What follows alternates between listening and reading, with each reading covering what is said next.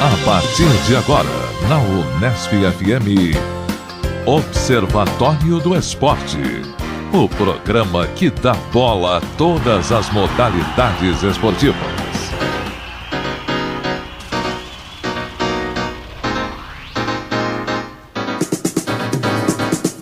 Olá, ouvinte da Unesp FM. Hoje é sábado, 18 de maio de 2013. Começa agora o Observatório do Esporte. Eu sou Luiz Moraes. E eu, Júlio Penariol. No Observatório de hoje, informação e análise dos acontecimentos esportivos da semana. Vamos aproveitar a reta final dos campeonatos estaduais para debater os formatos desses torneios. Como adequar essas competições ao calendário de poucas datas do futebol brasileiro. Quais benefícios os estaduais trazem aos clubes do interior e para os clubes grandes? Qual é a motivação de se jogar um campeonato estadual? Para responder essas e outras questões, conversamos com o diretor de futebol do Atlético Paranaense, Antônio Lopes, e com o presidente do Oeste de Itápolis, Ernesto Garcia. Entrevistamos também os jornalistas Jean Oddi e Vladimir Bianchini, que sugeriram alguns novos formatos. Aqui no Observatório a informação vai além das 4 linhas. Hoje na mesa teremos a participação de Zeca Marques, Tuca Américo, Marina Goulart, Luiz Moraes e eu, Júlio Penariol. E vamos aos destaques de cada integrante, começando com Tuca Américo. Saudações, amigos do Observatório. Vamos falar hoje um pouco do Djokovic, falar um pouco de tênis, né, que estão apreciado pelo meu amigo Zeca Marques. As relações da FIFA com Ronaldão fenomenal, né? E também, para não perder um pouco, estava longe desse tema algumas semanas, já vamos falar um pouco de vôlei. E você, Júlio, o que você preparou aqui pra gente hoje?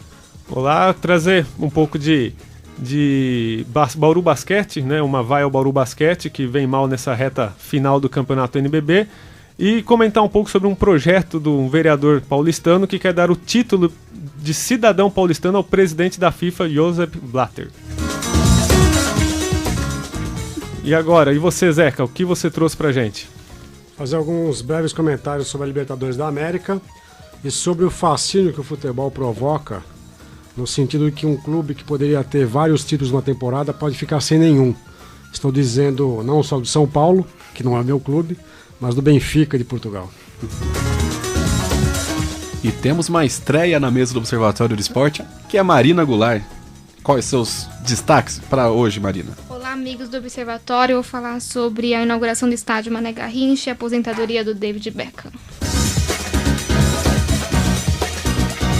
E você, Luiz, qual sua vai e seu aplauso?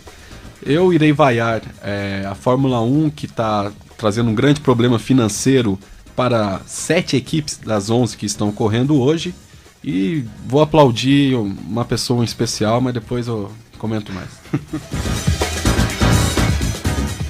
Vamos começar então com o Tuca Américo.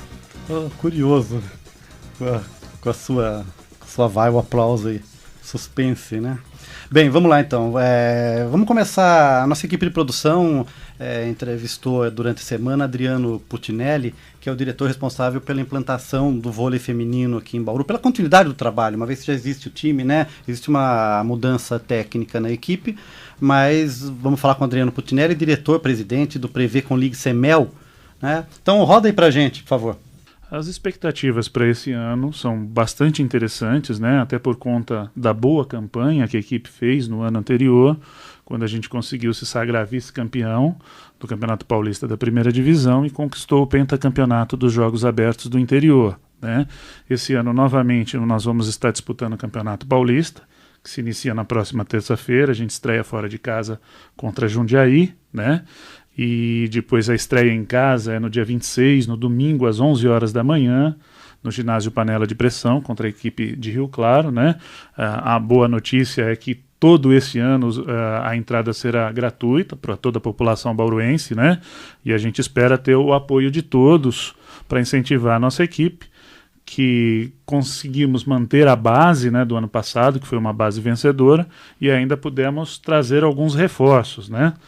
Dentre eles, eu vou citar o treinador, né, o Ayrton Nascimento, que é um técnico aí já de renome no cenário nacional e que estava, inclusive, antes de vir para cá, no voleibol italiano, né, que é conhecidamente um voleibol muito forte. A gente conclama ao público bauruense, né, que vá nos dar o apoio, porque o campeonato ele é realizado em turno e retorno entre todas as equipes, né, sendo que as 4 primeiras se classificam para disputar a semifinal e posteriormente a final em playoffs de 3 partidas. Bem, a gente agradece a participação do Adriano. Eu continuo aqui falando de vôlei, né? Ainda do vôlei de Bauru. Não sei se você lembra, Zeca Marques, do jogador de vôlei da década de 90, o Max, que é bauruense.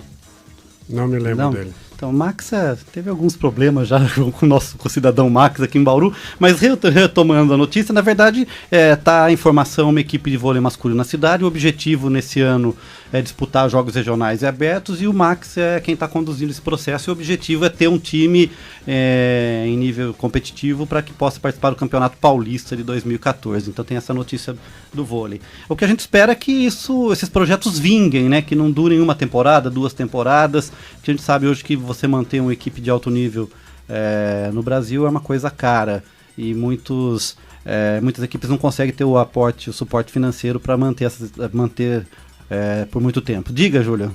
Fazer um comentário rapidinho sobre esse time de vôlei feminino. Na verdade, é um trabalho já realizado há alguns anos pelo Adriano Putinelli. O técnico era o Oswaldo Altafim até a temporada passada. Eles fazem um trabalho muito bom em termos de base, revelam jogadores que vira e mexe vão para times maiores disputar Superliga, mas sempre fica essa expectativa. Parece que todo ano o time vai bem quando você acha que a cidade ou empresas vão abraçar o projeto e levar o time para uma condição, um patamar maior, para uma competição mais, né, de um nível maior, como a Superliga ou o campeonato da Divisão Especial Paulista. O time para e recomeça de novo, né, na primeira divisão, enfim. Eu acho que falta aí um pouquinho mais de apoio mesmo da cidade, ou de repente correr um pouco mais atrás de patrocínios para ver se o projeto finalmente vinga e chega a um lugar maior, como é o basquete hoje masculino na cidade. Sim, tem uma equipe de esportiva feminina na cidade, né? Que nós temos tradicionalmente o basquete, que leva uma boa torcida aos ginásios. Bem, continuando ainda, mais um tópico relacionado ao vôlei, né? Você já estourou só a cota do mês, então. Pode ser. Então, tá meio parado, né, o vôlei nessa época, mas quando... Não, o que eu quero dizer é o seguinte, as notícias que a gente está discutindo sobre vôlei aqui nos últimos programas, infelizmente são todas notícias ruins, né? Problemas de gestão, de não convocação de atletas, de briga, de lesão, de doping e não sei mais o que, né? Então acho que isso reflete um pouco o que está acontecendo com a Confederação Brasileira de Voleibol. E é esse o tema também da jogadora Juliana, do vôlei de praia, que foi cortada. Ela já havia sido cortada em dezembro, né? Porque não se apresentou numa convocação. Que repercutiu muito mal essa situação, e agora ela deu uma entrevista ao canal de TV fechado Sport TV e desceu a lenha na Confederação Brasileira de Voleibol. Ela disse que não existe diálogo com a comissão técnica, que existe uma total falta de planejamento em relação ao vôlei feminino de praia, incertezas em relação ao futuro, e principalmente o que está pegando é que quem está determinando a composição das duplas é a própria confederação através de um ranking, né? E a gente sabe que isso depende muito do entrosamento, de uma questão até subjetiva na formação dessas... Entrosamento técnico, entrosamento de temperamentos. Claro. Né? Então não é simplesmente se você pegar os melhores jogadores os 2 melhores jogadores de vôlei de praia do mundo e colocar para jogar, não quer dizer que você vai ter um time. Né? A gente tem o exemplo de seleções de futebol, que não é juntando os melhores jogadores que a gente consegue os melhores times. Né? Então eu fico um pouco preocupado com essa ingerência, e isso mostra também o poder que a CBV tem sobre, tem o controle que ela tem sobre o esporte. Se de um lado foi bom durante um tempo, e o vôlei hoje, como eu sempre digo aqui, é o melhor esporte em nível internacional, em questão de títulos, de organização, isso parece que está em processo de desmoronamento. É uma coisa que me deixa preocupado. E justamente no momento que a gente está caminhando para ter uns Jogos Olímpicos realizados no Brasil, né? Então fica uma situação extremamente delicada. Então sobre vôlei seria isso. Eu quero colocar aqui para consideração, para a gente pensar, né? Uma notinha que foi veiculada na Folha de São Paulo da última sexta-feira. Eu vou pedir permissão, que é uma nota muito curta, né? Para ler. Então essa nota de 6 linhas publicada na Folha de São Paulo. FIFA agradece Ronaldo pelo Itaquerão. Em meio à disputa dos bastidores pelo poder com José Maria Marim, presidente do COL, comitê organizador local, né? Ronaldo foi apontado pelo secretário-geral da FIFA, Rehan Valk, como responsável pelo acordo com os construtores do Itaquerão. Segundo o francês, foi o ex-jogador quem marcou a reunião dele com os representantes da obra. Na terça-feira da semana agora, ele havia cobrado o cumprimento de prazo para a entrega das arenas e deixado claro que poderia excluir o Itaquerão da Copa. Fica muito estranho, né? E parece uma ação de marketing em relação ao Ronaldo. Quer dizer, a própria FIFA se apropriando da imagem positiva que o Ronaldo tem no Brasil e colocando para escanteio de vez o José Maria Marinho. Não sei o que vocês pensam sobre isso. Eu acho que o Ronaldo tem feito um belo trabalho de relações públicas do comitê organizador local. E é engraçado ver que o André Sanches, que está afastado de qualquer cenário esportivo, reaparece numa audiência com o Jerome Valk para afirmar que o Itaquerão ficará pronto e a FIFA permite até um prazo maior para que o estádio seja utilizado na abertura da Copa. Então, são tantos interesses aí escusos em torno desse estádio, do Américo, que o que a gente fala aqui, na verdade, parece que não tem validade alguma, porque as coisas se decidem sempre em outras instâncias. No tapetão. Eu só estranhei onde que saiu essa nota, foi na parte de noticiário ou nos bastidores ali de esporte da Folha? Foi no caderno de esportes. Eu achei tanto quanto, não sei se é notícia isso, né? A Folha, me estranha a Folha, né, publicar uma coisa dessa, é quase uma propaganda também ao Ronaldo, né? Então, é isso que me causou estranhamento, né?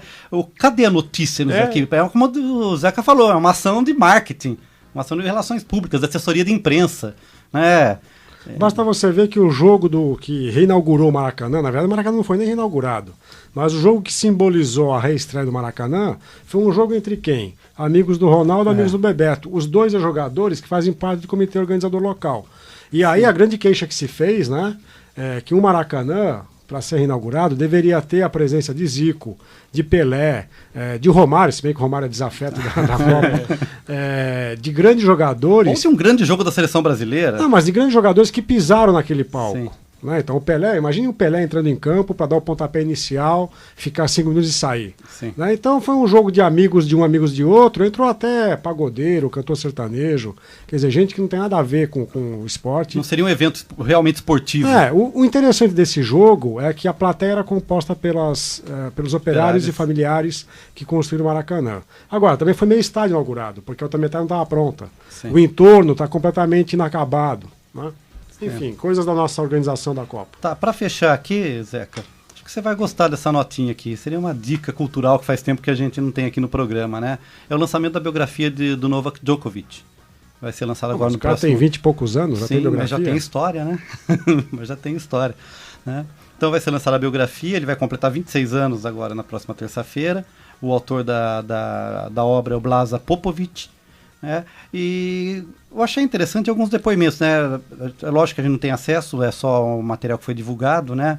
Mas algumas notas interessantes, né? Então, uma entrevista dada pela mãe para a elaboração da biografia, mãe do Djokovic, que chama Dijana, né? Ficavam na quadra de tênis das 10 da manhã até a hora do crepúsculo. Nossos filhos treinavam durante o bombardeio, treinando e ouvindo as sirenes. Ela se refere à guerra da Bósnia, que ocorreu entre 92 e 95, né? E o que poderia parecer uma coisa estressante para qualquer outra pessoa, o próprio Djokovic disse que a única coisa boa durante os bombardeios é que ele ia menos à escola e sobrava mais tempo para treinar. Então eu acho que um dos poucos benefícios que a guerra deixou como legado foi o belo tenista que é o Djokovic. Mas eu acho estranho se lançar uma biografia de alguém que está em atividade, que ainda vai ficar pelo menos uns 10 anos, provavelmente, no circuito. Talvez uns 5 em nível de alta competição e mais 5 depois para encerrar a carreira. É estranho fazer uma biografia de alguém que tem 26 anos e que ainda está chegando ao auge. Sim, né? Acho que cabe também aqui, a gente pensando nas nossas pautas, né, como existe esse mercado editorial emergente esportivo, né? Mas esse mercado de biografias, que é muito forte nos Estados Unidos, né, de fazer biografias, aí tem até a rubrica autorizadas ou não autorizadas. É um mercado que movimenta bilhões nos Estados Unidos. E na verdade você acaba movimentando, até a gente pode entrar posteriormente nesse tema, mas como essas biografias de jovens atletas de sucesso, na verdade, elas não vão para estante esportes, elas vão para o autoajuda. Exatamente. Né, que acabam servindo de exemplo e usado em treinamentos de empresas tal, e por aí vai. Então, por hoje é isso. Chega de vôlei. Vamos agora com os comentários de Júlio Penariol aqui no Observatório do Esporte. Olá a todos. Bom, começar com uma notícia que me causou estranheza. Eu li no blog do Perrone, no portal UOL, Foi publicado no Diário Oficial um projeto de um vereador lá de São Paulo, Paulo Batista dos Reis, do PT, que é um projeto para dar título de cidadão paulistano ao presidente da FIFA, Joseph Blatter. A justificativa que ele deu no projeto, não tem justificativa. Ele simplesmente reproduziu o currículo do Blatter, falando de ações sociais que a FIFA pratica ao redor do mundo, enfim. Não faz nenhuma relação do Blatter com a cidade para poder justificar esse título. Então eu queria, né, ouvir de vocês. Eu queria ouvir o Zeca, que é paulistano. Você se sente representado pelo Joseph Blatter como cidadão paulistano? Desconheço o nobre vereador, mas ele deve ser corintiano, né? Está agradecendo o fato do Corinthians ter ganhado o estádio. Mas não tem que agradecer à FIFA, tem que agradecer ao governo federal, ao governo estadual, ao governo estadual, ao governo municipal, pela isenção de impostos, pelo dinheiro público de financiamento com juros que não são juros de mercado, e pela diligência do André Sanches, do presidente Lula, no mandato anterior, que conseguiram tirar a Copa do Morumbi e levar para o novo estádio. Na verdade, devia chamar Lulão, né? Já falei aqui que o Corinthians merece um estádio em São Paulo. Assim como o Palmeiras, o São Paulo já tem o seu, a Portuguesa tem o seu modesto estádio, mas não da maneira como esse estádio foi viabilizado. Você vê até corintianos, concordo com isso. Semana passada tivemos um convidado, o professor Juarez Xavier. Ele é corintiano e ele mesmo disse que o Itaquerão não é tão merecido pelo Corinthians, né, como da forma que foi. Da forma como foi viabilizado, financiado e com um monte de renúncias fiscais e de mecanismos burocráticos da prefeitura, do poder público, que desrespeitam os trâmites normais que a prefeitura tem. Então foi tudo feito a toque de caixa, com aprovações ad referendum, Tucamérico, como a gente diz aqui na nossa universidade, em função do despacho no joelho, né? Em função do E veja, o estádio está sendo concebido para um tipo de público. Para ele participar da Copa, tem que ter um aumento de público, então haverá arquibancadas móveis, uma coisa absurda isso. Quer dizer, não dá para imaginar. Estamos construindo um estádio já pensando numa arquibancada maior para ele poder ser usado em alguns jogos da Copa, depois tira essa arquibancada e fica para o Corinthians. Num termo muito caro a nós brasileiros, que é a gambiarra. Exatamente. Enfim, né, um projeto que não tem relevância nenhuma, né, pelo que a gente percebe. Mas teve um outro a Câmara de Vereadores de São Paulo deve estar inspirada, porque nesta semana foi instituído o Dia da Independência do Corinthians. O Dia da Independência corintiana. Foi o dia em que o Corinthians perdeu para o Boca Juniors, na última quarta-feira. Né? Então, por que se faz um dia da independência corintiana? O que isso tem a ver para o benefício do cidadão, do munícipe paulistano? Eles não devem ter muita coisa para tratar na Câmara. São Paulo deve estar uma maravilha, né? Não deve ter grandes questões, não ficam se dedicando a essas questões completamente marginais. Seguir aqui então com agora mais uma vaia. O Zeca que gosta de dar uma cornetada no nosso Bauru Basquete, mas sempre, na verdade, baseado em fatos. E é uma vaia, na verdade, pelo Bauru Basquete, que na semana passada fez bonito, né? Conseguiu passar sobre Franca no NBB, chegar às semifinais do campeonato. Mas o que me causou estranho é que a partir do momento que o time se classificou para a semifinal contra o Uberlândia, que realmente é um time forte, passou a adotar um discurso praticamente de perdedor. A série nem tinha começado ainda, a série melhor de 5 jogos, e o técnico, os jogadores já falavam que o Uberlândia é totalmente favorito, pode fechar realmente a série em 3 jogos a 0. Que o Uberlândia, dos 4 que estão na semifinal, para mim é o mais fraco. Eu concordo. Se o Bauru tivesse que pegar o Flamengo ou o São José, aí eu diria que, a gente vai pegar adversários mais fortes. Agora o Uberlândia, para mim, está no mesmo nível, no mínimo. Não, aliás, no máximo, no mesmo nível que o Bauru. E o pior de tudo é a motivação em quadro, o tipo de jogo. Quem viu alguns outros jogos, é um time que entrou apático, sem resposta, errando, cometendo erros infantis. Agora, técnicos. Nem tudo está perdido, meu caro Júlio. Há 3 jogos ainda para poder fazer 3-2. Claro que realmente a série fica complicada para Bauru, porque o Uberlândia está com o time totalmente completo e Bauru sofre com desfalques, já vem sofrendo com desfalques, né, com poucos jogadores no banco para fazer o rodízio. Mas o melhor jogador contra a Franca, que foi o Coleman, precisou viajar para os Estados Unidos porque a esposa dele se acidentou, enfim. Mas esse é o problema que Franca teve nas quartas de final. Exatamente. Franca jogou com um time completamente desarticulado. Mas pelo mesmo motivo, por exemplo, São José teve dificuldades na temporada regular, chegou contra a Brasília com desfalques no banco, principalmente do Álvaro Calvo, que é um espanhol que ajuda bem na rotação. E o que eles fizeram? Ganharam os 2 jogos em casa, chegaram no último jogo ali para fechar o último jogo. A previsão ali do planejamento do São José era ganhar as 2 em casa e ganhar o 5º jogo. E o Bauru devia ter feito o mesmo contra o Uberlândia. Ganhar o primeiro aqui, tentar alguma coisa diferente em Uberlândia, se não ganhar o 2º, 3º jogo, ganha o 4º e vai para cima ali no 5º jogo, que acabou não fazendo. Agora vai ter que tentar uma virada histórica, né? Vencer lá Exatamente. 2 vezes. O terceiro jogo agora é neste sábado, né, lá em Uberlândia novamente. Então, na verdade, a vai é pela essa falta de gana, né? Essa falta que a gente fala, sangue nos olhos dos jogadores que a meu ver, entraram meio que com um espírito derrotado já. Mas só para não vaiar o basquete, fica um aplauso aí pro jogador Pilar, que é um jogador que sempre foi mais coadjuvante no elenco, né, do time do Bauru Basquete, mas nesses playoffs contra a Franca e contra o Uberlândia, para mim é um dos poucos que tem se salvado aí, tem jogado muito bem, fazendo muitas vezes um papel que não é o dele, jogando de armador às vezes de pivô, ele quer mais um ala, enfim. Então é um jogador que tem se sobressaído e tem se salvado aí. E agora, Zeca Marques e seus comentários. Grande abraço aos amigos do Sanatório do Esporte. E eu confesso que estou de cabeça inchada durante esta semana, porque eu tenho 2 grandes times para os quais eu torço, a Portuguesa e o Benfica. E no último sábado, o Benfica levou um gol aos 46 minutos do segundo tempo no estádio do Dragão, na cidade do Porto. O Benfica, que estava à frente do Porto na tabela do Campeonato Português, e com esse resultado de 2-1 do Porto, o Porto passou à frente. E agora falta só uma rodada neste próximo domingo. E o Porto depende apenas de si num jogo com o Paços de Ferreira, em Paços de Ferreira, para se sagrar tricampeão português. Né? Está jogando a toalha já, Zeca?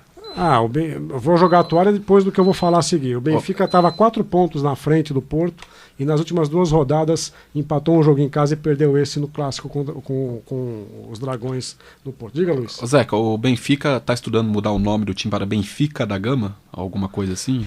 O meu amigo Ari Rocco de São Paulo disse que o Benfica era que nem o São Paulo. Foi um time muito grande no passado e hoje não vale nada. Eu discordo, porque o São Paulo até 5 anos atrás tinha sido tricampeão brasileiro. O Benfica tem um período de glórias nos anos 60 e em Portugal nos anos 70 e 80, mas hoje ele perdeu o protagonismo para o Porto. E o pior aconteceu na última quarta-feira na Liga UEFA, quando o Benfica ia levar o jogo provavelmente para prorrogação contra o Chelsea, e o Chelsea marca um gol aos 48 minutos do segundo tempo. Né? Eu acho que 2 derrotas no espaço de 4 dias, com gols nos acréscimos, é para abalar qualquer elenco, é para abalar qualquer torcedor. O Benfica tem ainda uma outra final, que é da Taça de Portugal, contra o Vitória de Guimarães, jogo único, e aquilo que poderia ser uma tríplice coroa, Taça, Campeonato Nacional e Taça UEFA, Taça da Liga UEFA, pode representar uma Taça de Portugal, que não vale nada, porque não classifica a equipe para nenhum campeonato. Não é tipo a nossa Copa do Brasil, então não tem nada a porque ver. como o Benfica vai ficar em segundo lugar, ele já tem vaga assegurada na Liga dos Campeões. Então, mesmo que ele fique campeão, ele já tem a vaga assegurada. Né? Mas tudo isso para dizer do fascínio que o futebol causa. Né? Eu já citei aqui, volto a repetir, uma frase do Armando Nogueira, que disse certa vez que o futebol foi inventado por Deus e é administrado pelo diabo. Né? No sentido de que tem essa questão dionisíaca em torno do sentido agonístico da disputa tucamérico. E o futebol, talvez o basquete, poucas modalidades, permite isso, né? Aquela decisão que acontece no último momento, no último minuto, que define campeonato, que define a derrota e a vitória. E o São Paulo também passou por isso. O São Paulo podia ser campeão paulista, estava com um ânimo na Libertadores, depois que ganhou do Atlético Mineiro na fase de classificação, aquela classificação heróica, e de repente São Paulo ficou sem nada, sem Paulista, sem Libertadores, entra já de maneira derrotada no Brasileiro, que começa daqui a algumas semanas. Então vejam como um time pode ir do céu ao inferno em poucos dias, Tucamérico. Sim. Temos o Corinthians como exemplo. Então, aí o meu outro assunto é Libertadores de América. Eu ia fazer uma brincadeira no Facebook, né? O Facebook às vezes é um território de maldades. Não de maldades, é um território minado, né? Às vezes você faz alguma brincadeira, as pessoas não entendem, mas eu escrevi o seguinte na quarta-feira, que o time da Marginal voltou ao lugar de onde jamais deveria ter saído, né? Comentei com o Carlos Napolitano, nosso colega que está ausente hoje, mas o time da Marginal voltou para o lugar de onde jamais deveria ter saído. Aí o cara falou, mas você tá louco, os corintianos iam te atacar. Não, mas não estou falando do Corinthians, foi da Portuguesa. A Portuguesa foi campeã da Série A2, é o time da Marginal também. Foi campeão da Série A2 e volta para a Série A1 do Campeonato Paulista. Né? Então as mentes maldosas iam imaginar que eu estava falando do Corinthians. Mas sobre o Corinthians, alguns comentários. Carlos Napolitano disse, está gravado, há cerca de um mês, que o único time paulista que passaria na Libertadores era o Palmeiras. E o outro brasileiro seria o Atlético Mineiro, porque o São Paulo, depois que perdeu em casa. Então, o Carlos Napolitano, que tem vocação para Dom Roberto de Ogum, né, o nosso pai Diná, errou redondamente, porque nenhum paulista se classificou, muito menos o Palmeiras. Né? E o Corinthians, eu diria o seguinte, o Corinthians foi eliminado, não na última quarta-feira contra o Boca Juniors, o Corinthians foi eliminado na segunda rodada em Oruro, na Bolívia. Aquele jogo determinou a campanha pífia que o Corinthians fez, aquele jogo determinou a falta de ânima da equipe, porque a equipe se comportou nesse primeiro semestre de maneira incomum. E é interessante que ela tem jogado melhor no Paulista do que na Libertadores. Né? O Corinthians, apesar dos erros de arbitragem da última quarta-feira, ele não pode ficar lamentando o fato de ter sido prejudicado, que é uma armação. Eu vi dirigentes dizendo que é uma armação da Conmebol para tirar um título do Brasil. Né? Coisa absurda, não faz sentido nenhum. Por que não vai comentar o gol que o Pato perdeu aos 30 e poucos minutos num lance bizonho? Né? E alguns defendem o Pato na seleção brasileira. Né? Se ele tivesse em forma, jogaria os 90 minutos do Corinthians. Ninguém comenta o belíssimo gol do Riquelme com o goleiro Cássio adiantado. Né? Então vamos comentar o toque de mão. Aquela jogada de vôlei, Tuca Américo? Eu acho que é handball. Jogada de handball. Mas enfim. Ninguém comenta também a partida pífia do Corinthians no jogo da ida na Buenos Argentina, em Buenos Aires. Exatamente. E aí, um dirigente, que eu não vou nem citar o nome dele, disse que aquele árbitro deveria apanhar no Brasil. Que não poderia sair ileso do estádio. Que deveria apanhar para aprender que não se prejudica um clube grande como o Corinthians. Quem devia ser preso é esse dirigente estúpido, que vem com uma afirmação completamente estapafúrdia, que mostra o que o Corinthians era até uns 5, 6 anos atrás. Um clube passional de dirigentes completamente despreparados. Então, se o Corinthians quer voltar a ser isso, vai ficar mais 100 anos para ganhar algo de expressão. Se ele quer ter uma gestão profissional, como a que vem tendo nos últimos 3, 4 anos, vai continuar sendo um time de expressão. Né? Mas, enfim, eu acho que o Corinthians também não precisa ficar lamentando, porque eu acho que no próximo domingo ele é favorito para ganhar o título paulista, que não vale lá hoje grande coisa, a gente vai falar sobre os estaduais daqui a pouco. Mas eu acho que o Corinthians tem um time muito melhor que o do Santos hoje, e para mim, se eu tivesse que jogar as minhas fichas... Há muita gente que gosta de apostas aqui, né? Se eu tivesse que jogar as minhas fichas numa mesa de apostas, eu apostaria no Corinthians no próximo domingo. E vamos então para a estreia da mesa aqui do Observatório, Marina Goulart, que está substituindo o Carlos Napolitano, como o Zeca já havia citado, que está muito triste ainda por causa da derrota do Palmeiras, acabou não conseguindo vir, né, hoje para a gravação. Ele está fazendo um curso de atualização de previsões, né? Porque exatamente. Ele está fazendo workshop. Ele foi polir a bola de cristal. Exatamente. Mas é isso aí, vamos com os comentários agora de Marina Goulart. Olá, amigos do Observatório. Primeiramente, eu gostaria de agradecer a oportunidade de estar aqui na mesa, sempre atrás na produção, hoje eu vim para a mesa. Bom, o meu primeiro aplauso é na inauguração do estádio Mané Garrincha, que hoje recebe o jogo entre Brasília e Brasiliense, que disputa a final do Campeonato Brasiliense. Hoje nesse sábado. Hoje nesse sábado. Bom, o estádio só vai usar 30% da sua lotação total e a inauguração está prevista para o jogo de Santos e Flamengo no dia 26 de maio. Aí já pelo brasileiro, né? Já pelo brasileiro. Olha que interessante o Gameco. Nós 30%. Estamos inaugurando estádios pela metade ou por um terço. Por um terço, né? É o preço da comissão. Porque aí você tem formas de organizar 3 festas. Hoje vamos inaugurar 30%, amanhã 60%, depois os 100% no terceiro jogo.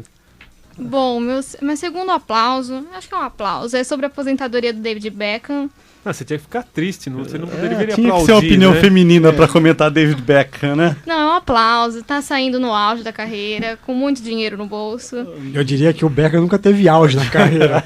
Na carreira de modelo, de empresário, de um bom vivan, tudo bem, mas como jogador ele teve auge, Luiz Moraes? Só cobrando falta ali, né? Cobrando falta, é um Marco Assunção turbinado. É um Marco Assunção britânico. Bom, ele se aposenta aos 38 anos de idade. Ele já foi convidado pelo PSG para continuar como embaixador do time e pela Federação de Futebol Inglês também.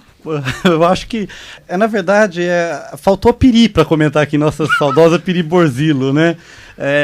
Que tem essa visão feminina do futebol que faz um imenso sucesso. E o David Beckham também é um modelo de metrosexual, Como né? é que é a pronúncia, Tuca Américo? Beckham.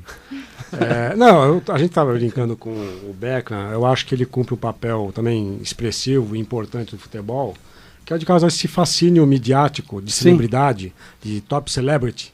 Sim. Tá boa a pronúncia? Tá boa. Um pouco lusitana. E de fazer com que haja esse secto feminino de adoradoras, como a nossa Marina Goulart, em torno do Beckham. Como jogador, eu confesso que para mim sempre foi um jogador muito mediano.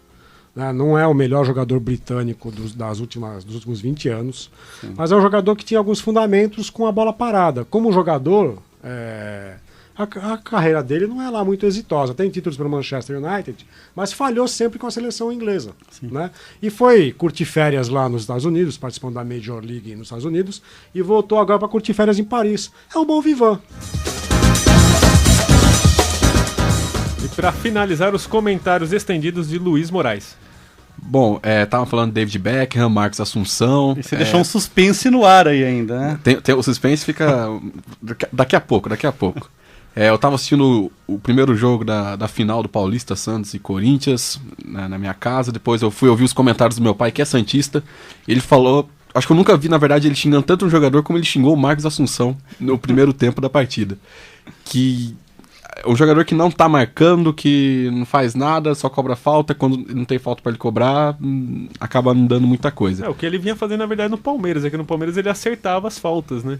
E tinha muita falta, eu acho que o time jogava ali pra cavar a falta para ele. Ele não ficou tão contundido no Palmeiras, né? E como o time do Palmeiras é pior, ele sobressaía mais. Né? E queimou minha língua, que eu falava que o time perfeito tinha que ter o Neymar pra levar falta e o Marcos Assunção pra bater. Mas Parece que não tá funcionando. Se ele tivesse em forma, eu acho que teria sido uma mais-valia nesse campeonato. Como ele tá fora de forma, fora de ritmo, mas na verdade ele tá melhor do que o Valdívia, né? Porque o Valdívia sequer tem entrado em campo. Bom, e é mais barato que o Valdívia também. Eu vou dar uma vaia para a Fórmula 1 e para a tensão invisível, entre aspas, que está acontecendo no topo do automobilismo, que o repórter Helmut Ruhm, do Bild, do jornal alemão Bild, publicou nesta semana que 7 equipes das 11 que tem no grid hoje terão problemas para 2014 conseguir comprar os seus motores, que é uma coisa básica de qualquer carro, não exatamente um carro de corrida. Se fosse futebol, ia jogar descalço. Exatamente. E dessas 7 equipes, que elas têm um problema que elas compram ou motor Renault, ou Mercedes, ou Ferrari, que até esse ano de 2013 tinha um limite de 15 milhões de reais anuais, 15 milhões de reais anuais para pagar. Acontece que no ano que vem esse limite não vai mais existir, além da mudança do motor, que este ano ainda é o V8 aspirado, vai mudar para o V6 turbo, e a Renault, por exemplo, que cobrava 15 milhões anuais, vai aumentar o valor para 60 milhões. A Mercedes vai aumentar para em torno de 50 milhões e a Ferrari em torno de 40 milhões. Então, o motor Renault, que hoje é utilizado pela Williams, pela Caterham e pela Lotus, que inclusive já venceu corrida neste ano com Kimi Raikkonen, vai trazer um grande problema para essas equipes. Ela já está tendo... Essa tensão ficou bem evidente no GP da Espanha, que algumas equipes já estão falando disso, de tentar acertar o valor, de diminuir o valor, porque a Europa ainda vive um momento de crise e é sempre bom deixar claro isso. A Fórmula 1 parece que ignora esse problema econômico. Mas que esse tá abismo sempre existiu entre as equipes, então na verdade eu não vejo grande diferença do que acontece hoje. Sim, é que quando há o abismo, mas você ainda consegue comprar o seu motor pelo menos, aí tudo bem. Então, como vai ser feita essa negociação também abre aí uma brecha muito grande que pode fazer com que as 4 equipes que conseguirão ter seus motores, dessas 4 equipes, 2 que produzem, que é a Ferrari e a Mercedes, além da Red Bull, que tem motor Renault, e também a McLaren, que tem motor Mercedes. Então essas 4 equipes, elas vão ficar ainda mais destacadas. Não que a McLaren esse ano esteja se destacando, mas essas 4 vão ficar ainda mais destacadas. E também dá a nota que a McLaren fechou com a Honda para 2015. A parceria histórica, né, principalmente com Ayrton Senna e Alain Prost, aí, de carro e motor, está de volta aí daqui a 2 anos. Eu fico com uma dúvida, eu sei que você não vai ter a resposta aqui no ar agora pra gente, mas eu fico em dúvida assim, quanto custa cada motor, quantos motores eles usam por temporada e o porquê, se for caro o motor, por que custa tão caro assim, a tecnologia envolvida e tal. Porque você tem também uma questão de divulgação da marca. Então, quer dizer, o preço, você tem que levar em consideração o benefício e valor agregado do patrocínio, né? De você Exatamente. divulgar para todo mundo que o meu motor é o melhor. Uma exposição constante durante praticamente 9 meses do América. Sim. em que a marca é divulgada espontaneamente por uma série de órgãos de imprensa. Por exemplo, o motor Mercedes é muito bem divulgado pela Force India. Sempre que tem uma pista de alta velocidade como Monza, Spa-Francorchamps, a Force India vai muito bem. E o primeiro motivo que se pensa é o motor. Então é estranho ver a Mercedes dificultar as coisas para a equipe indiana. E você falou, né, quantos motores ali dá para utilizar. Geralmente tem um limite de 8 motores por temporada. Então, geralmente chega na última corrida. Por carro corrida ou por aqui no piloto? GP, por piloto. E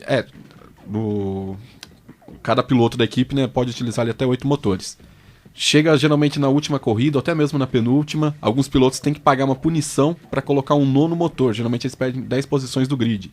Aconteceu com o Rubens Barrichello recentemente, acho que uns 4 anos atrás. Sempre acontece com um piloto ou outro, que pode aproveitar também, ter um motor mais potente, vai ter um motor para uma corrida só, e não vai precisar poupar como os outros já estão ali poupando. E deixar o meu aplauso, bem pessoal mesmo, para a minha namorada, Luana Rodrigues, que está nesta semana no curso de Focus, primeiro curso de Focus de jornalismo esportivo, realizado pelo Estadão. Ela está lá fazendo lá um monte de aulas, entrevistas, enfim, mas é meu orgulho de ver. Então, precisamos encomendar uma pauta, uma entrevista para a sua namorada, para que a gente possa veicular aqui no nosso programa. Pode ser. Eu converso com ela, coisa ela aparece aí qualquer dia. O jabá tem um custo. O Observatório do Esporte aproveita agora a reta final dos campeonatos estaduais para discutir o formato dessas competições. Após 4 meses, 19 rodadas de classificação e mais os jogos da fase final, ainda não sabemos, por exemplo, quem é o campeão paulista de 2013. Surgem então algumas questões. Qual a motivação dos clubes pequenos, mesmo com as poucas chances de levar o troféu? E os clubes grandes, como conciliar os jogos dos estaduais com a pré-temporada e outras competições? Você, ouvinte, concorda com o formato dos estaduais? Já pensou em outros modelos para o calendário do futebol brasileiro? O Atlético Paranaense inovou. A equipe disputou o estadual com um time sub-23 este ano. Os profissionais tiveram mais tempo de pré-temporada e disputaram a Copa Marbella na Espanha em fevereiro. A competição foi transmitida em diversos países e contou com a participação de equipes do leste europeu, como o Dinamo Kiev e Rubin Kazan. O diretor de futebol do Atlético Paranaense, Antônio Lopes, avalia que a decisão de não disputar o estadual com os profissionais foi positiva. Qual dos clubes brasileiros pode se dar ao luxo de fazer uma parte da pré-temporada na Europa, jogando torneios oficiais, torneios contra grandes equipes, que isso vai amadurecer mais o jogador, vai dar mais experiência.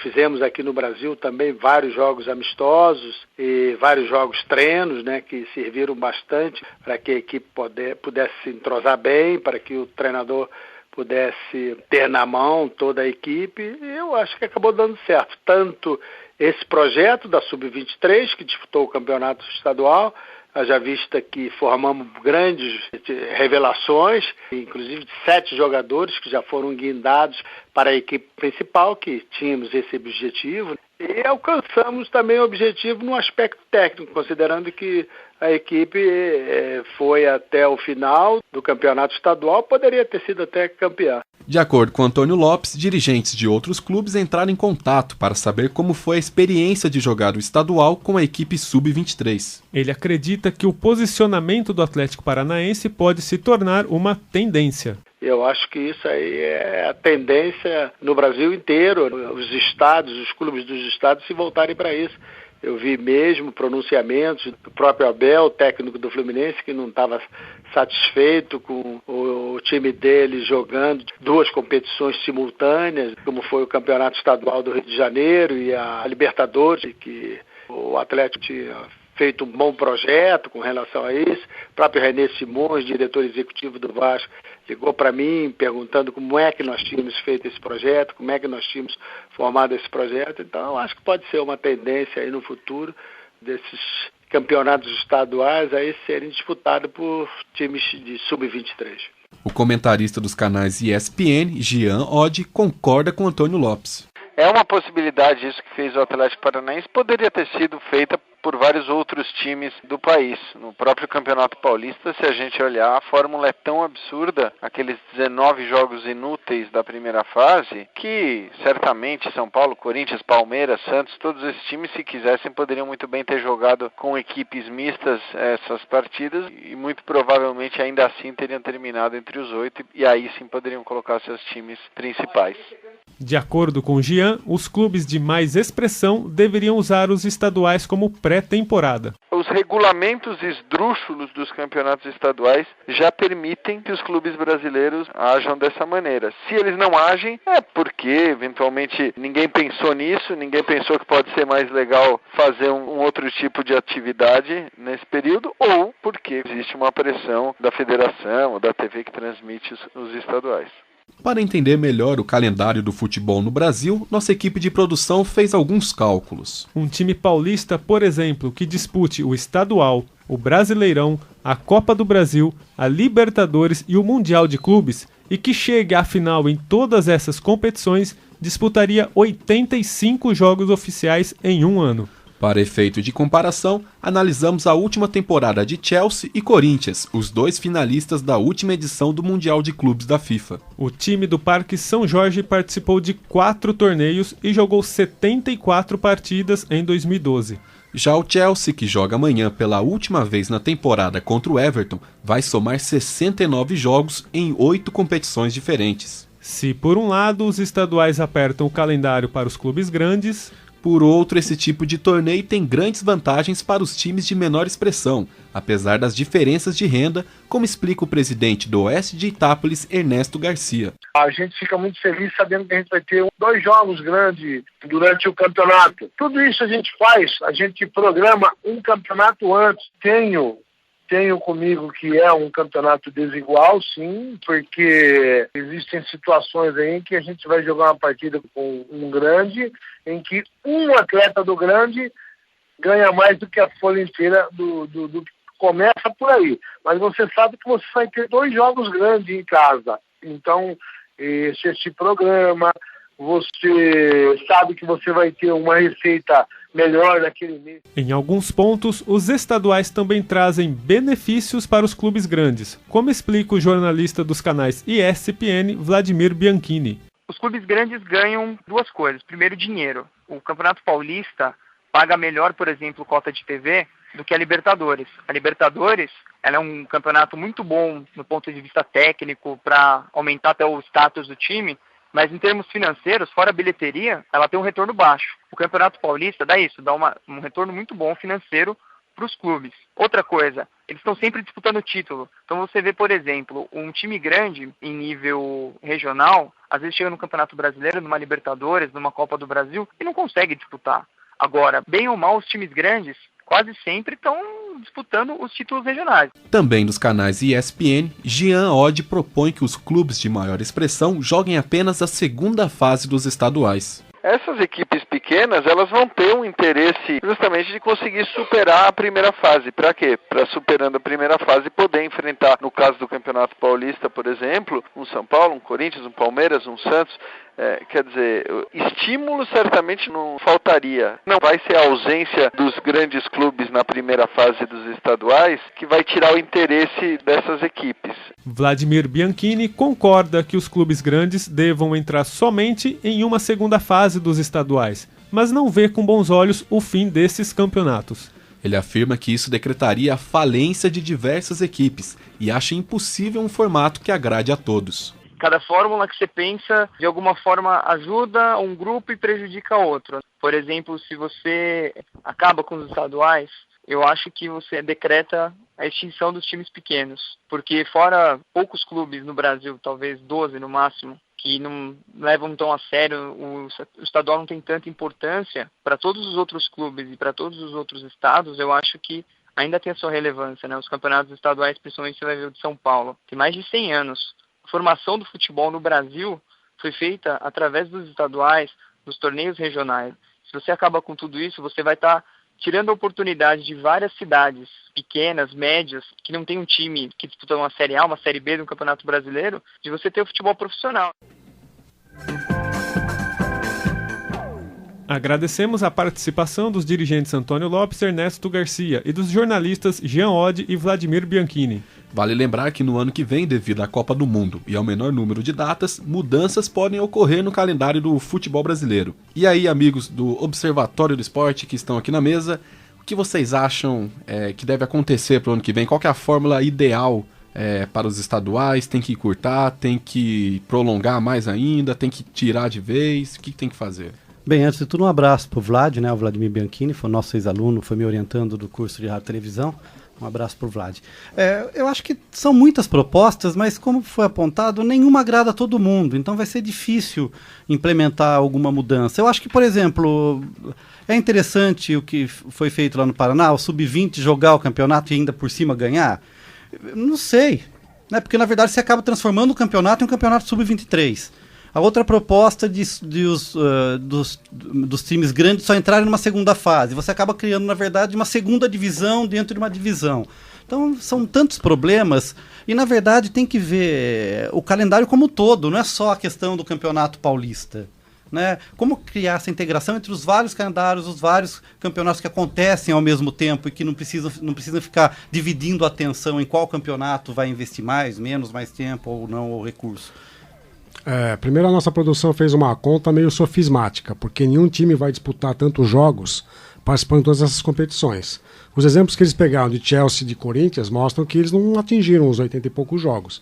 Né? Agora, o Chelsea na Inglaterra, se ele tivesse disputado as finais, ido até a final de todas as competições das quais ele participa, ele também chegaria a um número absurdo. Porque na Inglaterra nós temos o Campeonato Inglês, que são 19 confrontos no primeiro turno e 19 no segundo, 38 jogos. Tem a Copa da Inglaterra, tem a Copa da Liga.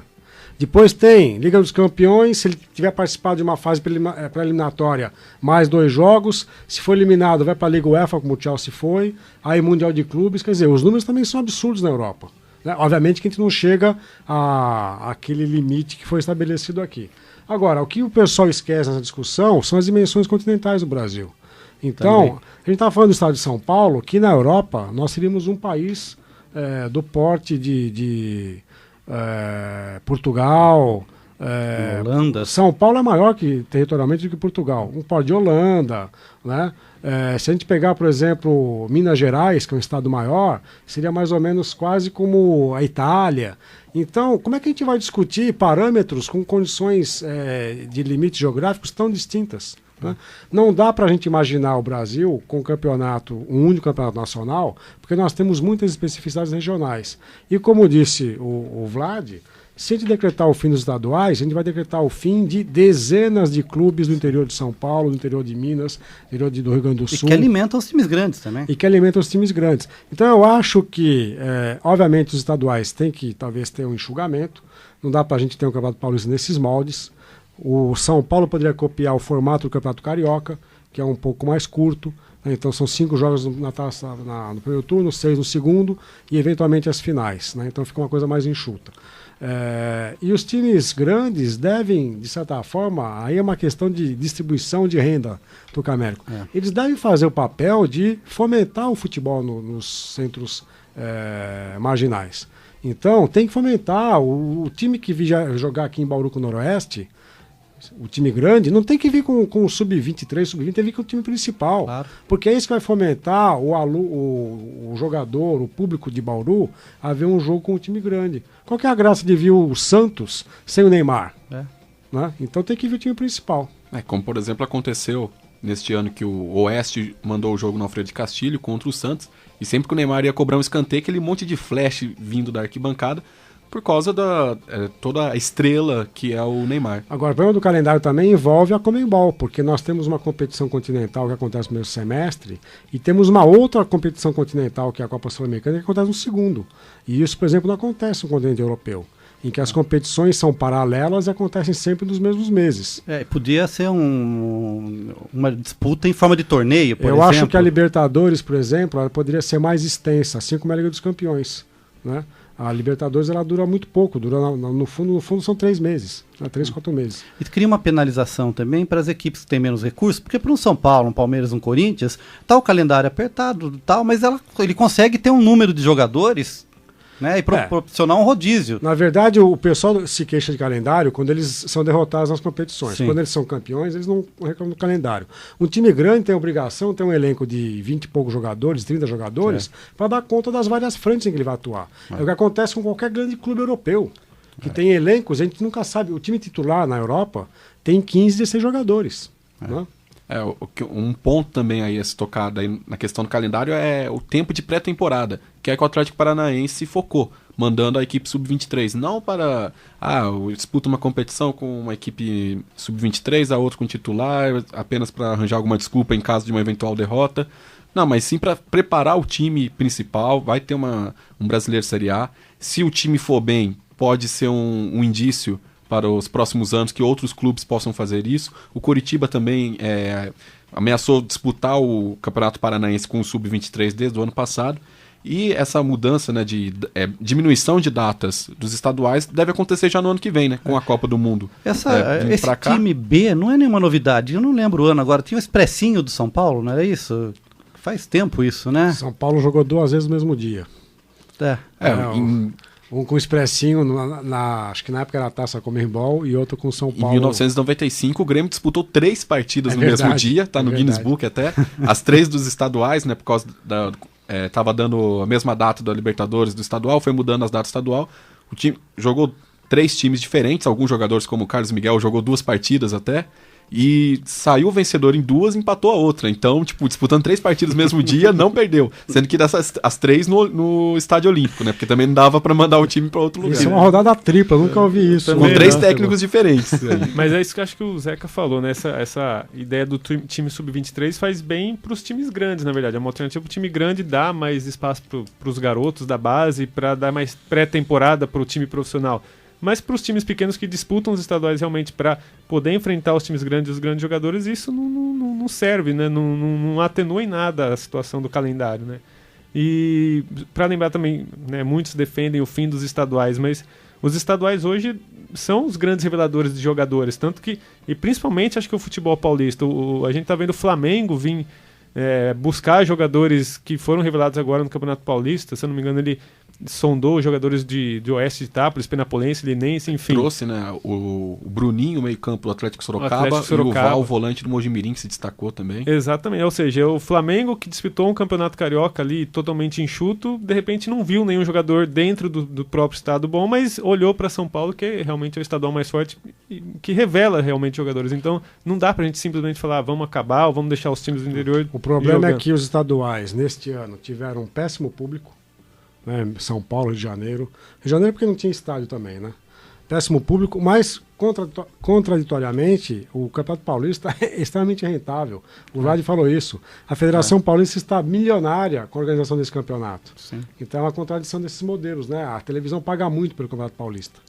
Talvez, acho que foi relatado também, como o Zeca falou, um enxugamento de times que você jogue menos e possa até utilizar o estadual como uma pré-temporada, né? Não tão desgastante, que você possa priorizar o trabalho físico e o entrosamento da equipe uma também. Uma Série A1 poderia ter 16 equipes e uma disputa como o Campeonato Carioca, né? 2 turnos, um turno os times jogariam dentro da chave, no turno seguinte com os times da outra chave. Ou 2 grandes em cada clube, em cada grupo. O Campeonato Mineiro que tem 12 clubes e é um turno único praticamente, já classificam 4, depois já vai semifinal, final, acabou. Que dá mais tempo de pré-temporada, não à toa. Você vê o Atlético Mineiro voando em campo contra o São Paulo, aí também é questão de tempo de pré-temporada. A forma física dos jogadores do Atlético Mineiro era muito superior ao jogador de São Paulo. No caso do Campeonato Paulista é uma aberração, né? Você tem, como foi apontado ali, uma fase inútil, uma primeira etapa inútil com 19 rodadas, né?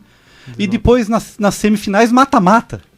O São Paulo, Luiz, teve que disputar a pré-Libertadores, então o São Paulo começou antes também a sua preparação, não teve tempo de fazer uma pré-temporada, até porque ele terminou o calendário ano passado muito tarde, porque jogou a final inacabada da Copa Sul-Americana. Aliás, a Copa Sul-Americana que esse ano tem os clubes brasileiros que vão disputar a Sul-Americana vão ser tipo o resto, né? Porque são os clubes melhores posicionados no ranking da CBF que não estão disputando a Copa do Brasil.